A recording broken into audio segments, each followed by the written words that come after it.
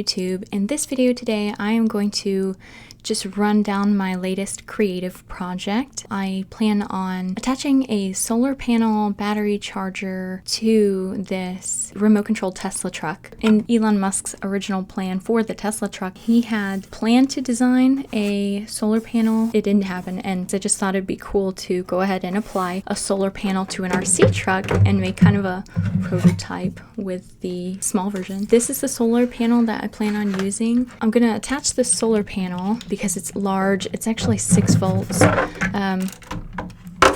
to the Tesla truck somehow. That I'm still working through, but rather than just make it and then make a video, I just wanted to show you guys the raw process whenever I have these ideas, just to give you guys an insight of how a chaotic, unorganized thinker like me structs a plan to design and implement the design.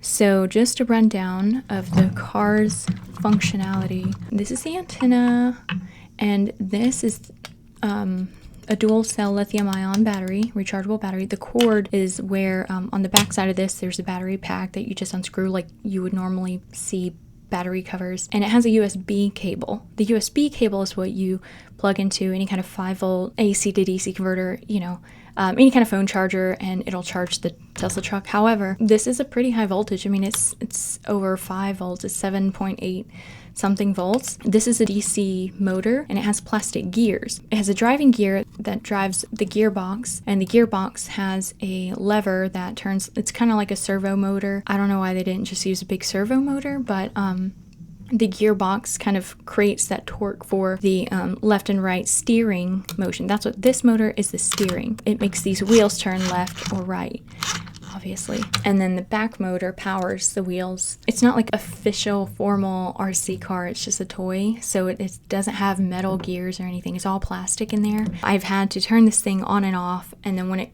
gets back on again, it's fine until you bump something else.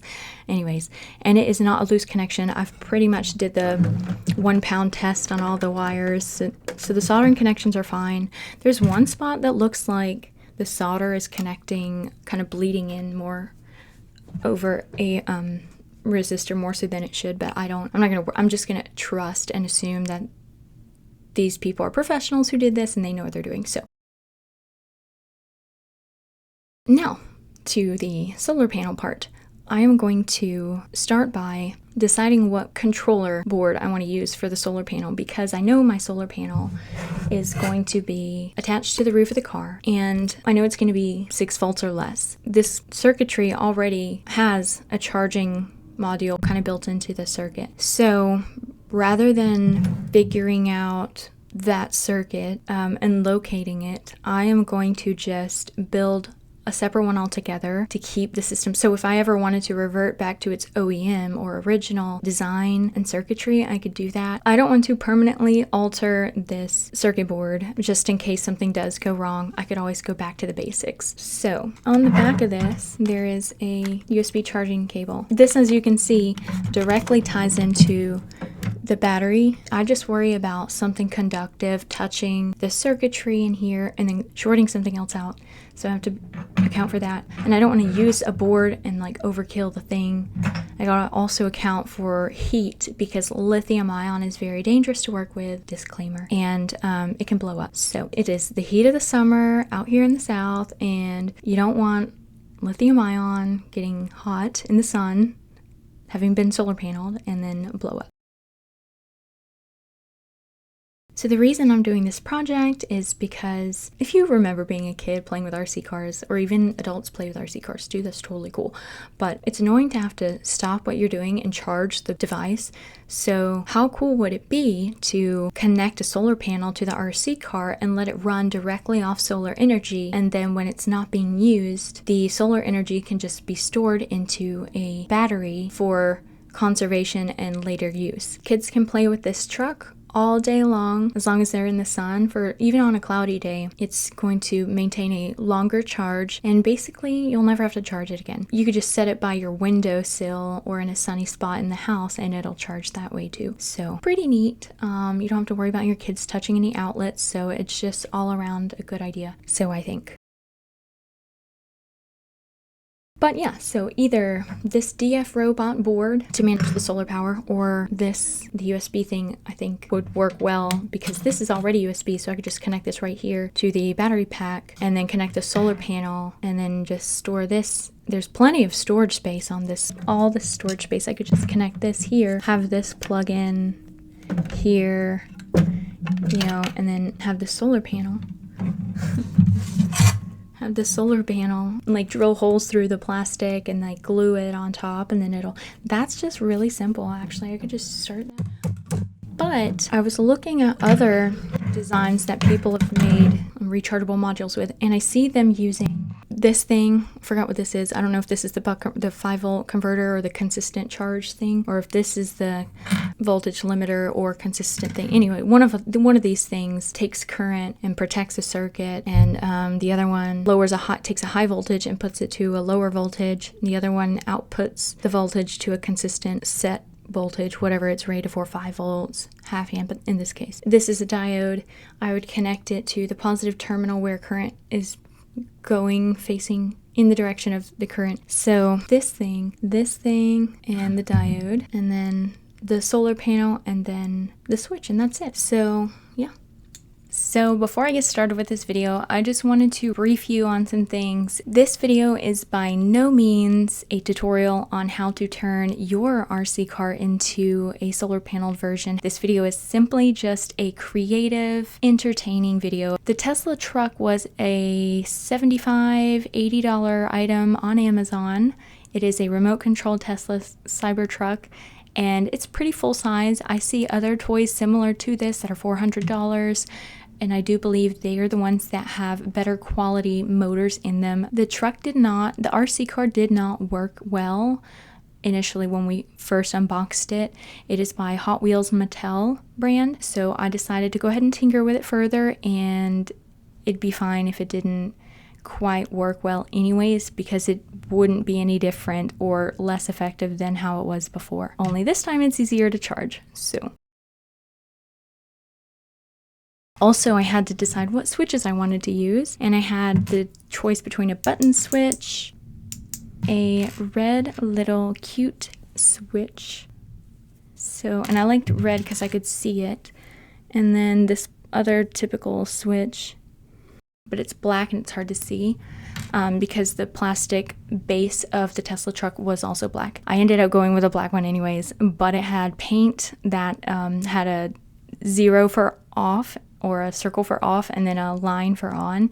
So it had a visual, symbolic language, whatever thing on it, and it was also, it's a rocker switch, so there's no accidentally not putting it all the way or not pushing it all in one way. It's easy to just flip it, and it's hard to get stuck in the middle because, you know, some switches you can get stuck in the middle, but then like the rocker switch is like a forced left or a forced right, so it's hard to get stuck in the middle, which is what I was worried about. Anyways, and then the other thing was I was going to soup up the Tesla truck by adding some speakers and a Bluetooth, amplifier, controller board module thing. Anyways, it works battery powered. Maybe that'll be a future project. I don't know. I'm kind of done with the Tesla truck at this point, but let's get to it.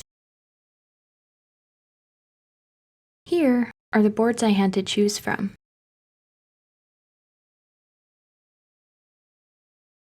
This was my first mistake. I figured swapping the original antenna out for a longer one would enhance the reception, but the car is Bluetooth using a frequency of 2.4 gigahertz, which requires a specific length of antenna that's relative to the remote's antenna length. Changing this could actually harm the electrical flow of the board. There's no telling what I might have damaged doing this. Here, I'm analyzing the voltages between the wired connections to learn how this car operates and to ensure these measurements remain the same after applying the solar panel circuitry. The battery's 7.8 volts gets distributed among each of these components, and I need to know where. This makes it easier to identify any electrical shorts or flaws in the flow so I can locate and fix the issue. Now to my hands-on electrical planning. This is where I started to feel a very uncomfortable, uneasy gut feeling, like something was so wrong. But anyways, I used alligator clip wires to prototype the circuitry, allowing me to easily rearrange the connections as I designed. It's not easy to see what's connected, so here's a diagram I created of this circuit. I used a TP4056 module, which is a 5V 1A 18650 lithium-ion battery charging board. That's a mouthful. Because this module outputs a maximum of 5V, by design, I didn't need the red 5V DC step-down module, but I did consider adding a step-up module for when the solar panel doesn't supply enough volts, causing the TP4056 module to output less than 5V. Regrettably, I skipped this addition because I figured I'd only charge the car in direct sunlight, where I know for a fact that it will receive a supply of 5V just to save me time. However, this was not a wise decision, and I should have added the DC to DC step-up voltage regulator converter module, which ensures the battery receives exactly 5V and no less. Hindsight is 20/20. Here I'm cutting a single strand copper wire to solder onto the solar panel. It's important to strip the wire cleanly so the electrons can flow smoothly through the solder joint and wire. Now, I get a lot of judgment on these gloves, but I wear them knowing they do nothing other than put a barrier between the solder I'm working with and my skin. It's more of a mental thing than a practical one. I tested the solar panel with my multimeter to ensure there was no damage from my soldering and to measure the voltage supply from just the shop light. I soldered the diode to the positive lead of the solar panel and realized I may need to invest in a lamp holder or something. This is not an ideal soldering joint. It's far too bulky and doesn't provide a smooth passage for electrons, but it was a challenge to solder without clamps holding things in place. Usually I'd use duct tape, but here I didn't. This is my next mistake. I'm soldering this board with metal underneath in an already hot environment, about 92 degrees Fahrenheit, and I didn't secure the board, causing it to slide around. This caused me to apply heat to it repeatedly, more than ideal, ultimately causing the board to fail or fry. Later, you'll see when and where I realize this and how I fix it. Here I've made a mistake, a very critical one, an error in logic. It's quite humiliating for me to watch myself doing this, but I'll show you anyways for the sake of boosting your confidence or at the very least providing some cringe entertainment. I initially thought I'd tap into the wires leading into the board instead of into the battery. The problem is, the leads coming from the battery going to the board are expected to be at 7.8V, which then gets distributed among the car's circuitry components, the motors, the lights, etc. The solar panel is to supply and charge the battery, not supply voltage directly to the car's main circuit. So, I'm not sure what my brain was doing at this time, but I can honestly say this is one for the books as far as being one of the silliest mistakes I've ever made. I am nearly certain that having supplied a continuous variable input of 5V or less directly to the car's main circuitry has caused some damage to the car, so if you're ever tinkering like this, you can know how to avoid the seemingly obvious mistake. I guess I figured the leads coming out of the battery would pull from the supply of the solar panel when switched on. I disassembled all of the components and decided to retry the next morning when I was more refreshed. Point being, tap input into the input. And also, stay hydrated in the heat. The brain needs lots of water to function properly.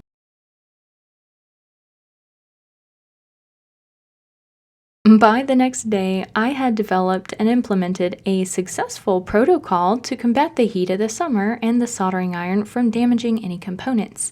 I used an ice pack with an aluminum base, as aluminum is a great thermal conductor and retains a cold temperature longer than other metals. I took it from my CNC machine that I hadn't finished building. I also used duct tape to secure the components while soldering. I analyzed the battery further to figure out where I should tap the solar panel circuitry into.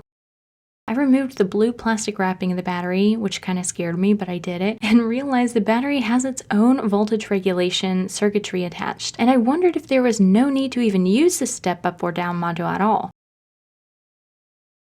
Here I used a new TP4056 module, attached the diode directly to its positive lead with the other end connected to the positive solar panel lead. Then I soldered the negative lead to it, completing this part. I snipped the USB cable, which is used for charging the battery via an AC to DC adapter block, and stripped both ends of the wires. This white wire broke off, but I connected it later. I'm thinking it may signal the battery's circuit when the car is switched on or off to activate the charging module when the car is off, but I'm not sure. These are multi-stranded copper wires, so you'll need to slightly twist them to prevent flyaways and keep them all together. It helps when soldering. Using the alligator clips again, I test everything prior to making any final connections. I was still attaching the solar panel's output onto the car's main board when I didn't need to. Basically, this is what was happening. The green and black alligator clip wires connected the solar panel's output to the car's main circuit board. Again, this is really embarrassing for me to admit, but I'll keep on. The battery is connected to the battery output from the board by its input leads connected with yellow and black wires, with a white wire connecting the switch. This sounds confusing because it actually is. Here's the diagram of the, yet again, incorrect connection.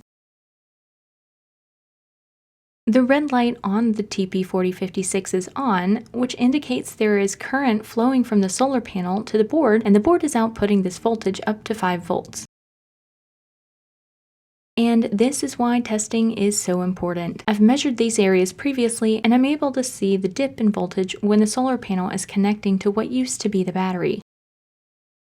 This means that there is less than 5 volts of current coming from this device. It's not converting it or boosting it up to a consistent 5 volts. I'd need a DC to DC step-up converter module for that, which I should have connected. I had an uneasy gut feeling up until this moment. I've realized this mistake and immediately reconnected the battery to its original location with the green and black wires. Now you can see the car turns on, lights up, and works as it should. The TP4056 module is correctly wired finally, and the solar panel is now correctly attached to the input voltage going into the battery terminals. I measure everything again with my multimeter just to be sure I didn't miss anything else before somewhat permanently soldering on the switch and the battery's connections.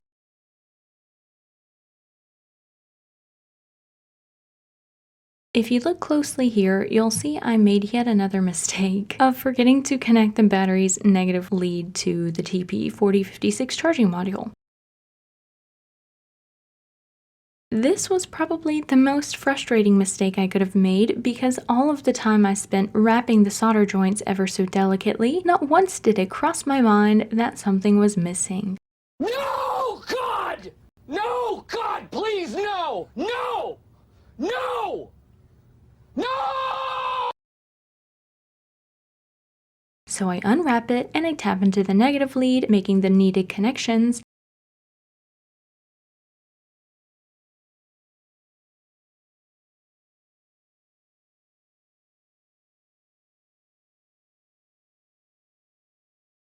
Next, I solder the battery back to its original location, regretting having cut it in the first place. I used electrical tape to seal the solder connections, then wrapped it with duct tape because it wasn't sticky enough. I now have shrink wrap that's of the proper gauge to use in the future, but anyways, it's connected and sealed. Now for part 1 of the final testing phase. I opened the garage fully to allow the sunlight in because the shop light could only provide about 4.5 volts. The blue light will blink, indicating a charging status, and it will be solid blue once the battery is fully charged. The charging module has its orange-reddish light on, showing enough voltage is coming from the solar panel, and the circuit terminates upon pushing the kill switch to the off position. I named this switch the kill switch because it sounded cooler. Next comes part 2 of the final testing phase. I used the outside outlet just for precautionary measures, even though I had full faith in my solar panel battery charging module's logic this time. It's important to ensure that the kill switch is set to off when charging the car via the outlet. If the kill switch is left on, the charge comes from both the outlet and the solar panel, causing more than 5 volts to flow into the lithium ions charging circuitry and could be a recipe for disaster. Although I'd like to know in the comments what you all predict would happen.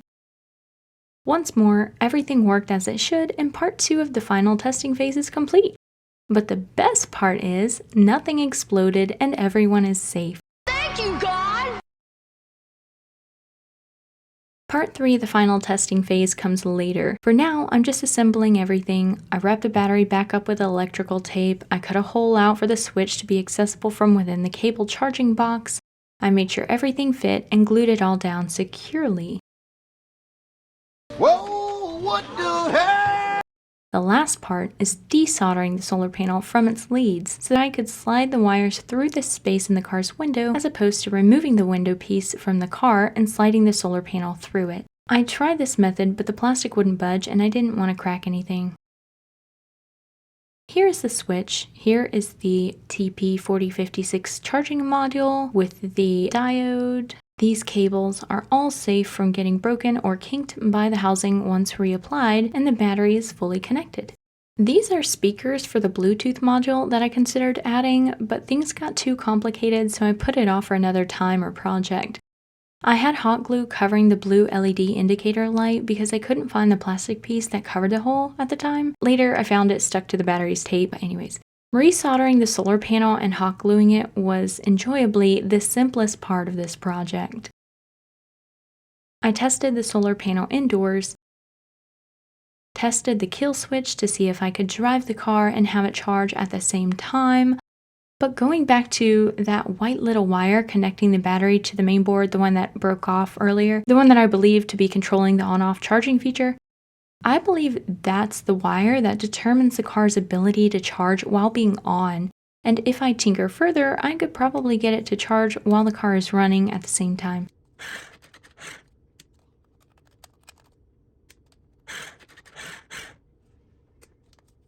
Despite these wires being approximately the same length and size, I went ahead and replaced the recently cut newer antenna with the car's original antenna because I still had it and I shouldn't have ever replaced it. I didn't notice any change or improvement in performance with the car, but anyways. Also, I finally got me a pair of durable soldering gloves, so ha. This project didn't actually turn out the way that I wanted it to, unfortunately. However, it was still a learning project and it is still informational for those of you out there. This was a really fun project for me. It taught me a lot. I was able to implement a lot of the things that I was still learning at the time and still am learning now. If you see me doing anything that you have a better way of doing yourself, I would love to hear that in the comments.